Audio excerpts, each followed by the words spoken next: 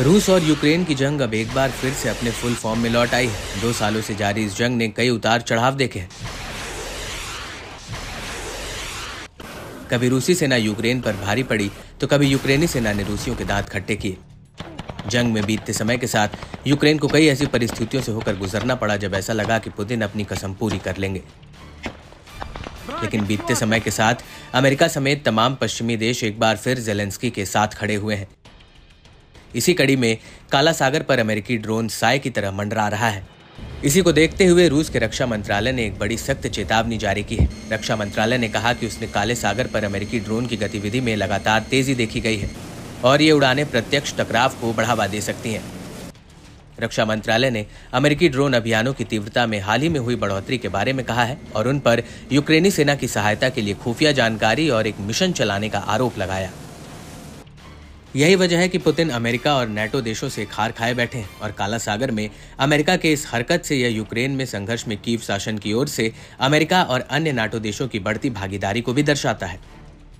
रूसी रक्षा मंत्रालय के मुताबिक अगर यूक्रेन की मदद ऐसे ही जारी रही तो जल्द ही नेटो और रूस आमने सामने हो सकते हैं। और इसी कड़ी में रूसी रक्षा मंत्री आंद्रेई बेलोसोव ने रूसी सशस्त्र बलों के जनरल स्टाफ को काला सागर पर अमेरिकी ड्रोन अभियानों का जवाब देने के लिए एक योजना प्रस्तावित करने का निर्देश दिया है।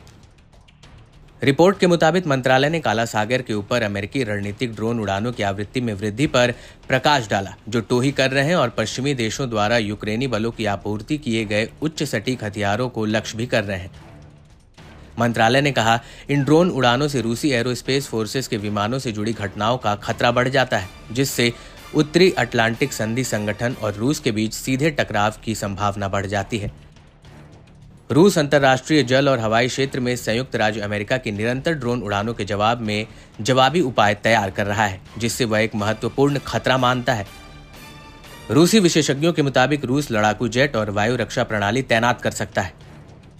आपको बता दें कि अमेरिका यूक्रेन को करीब 22.5 करोड़ अमेरिकी डॉलर की सैन्य सहायता भेजने की बात कही है। इस नए पैकेज में हथियारों और गोला बारूद की मदद भी शामिल है। इन हथियारों का इस्तेमाल कीव की सेना रूस के अंदर मौजूद खतरों से निपटने के लिए कर सकती है, ताकि खार्किव शहर को भारी रूसी हमले से बचाया जा सके। रूस यूक्रेन युद्ध के 2 साल के समय में रूस ने अब तक यूक्रेन के क्षेत्र के लगभग 5वें हिस्से पर कब्जा कर लिया है, जिसमें क्रीमिया, डोनेस्क, लुहानस्क, जापोरिजिया और खेरसान शामिल है। वहीं अगर पुतिन की धमकियां और अमेरिका समेत तमाम पश्चिमी देशों के लगातार यूक्रेन को दी जा रही मदद को देखा जाए तो वो दिन अब ज्यादा दूर नहीं जब ये दुनिया एक महाविनाश का साक्षी बनेगी।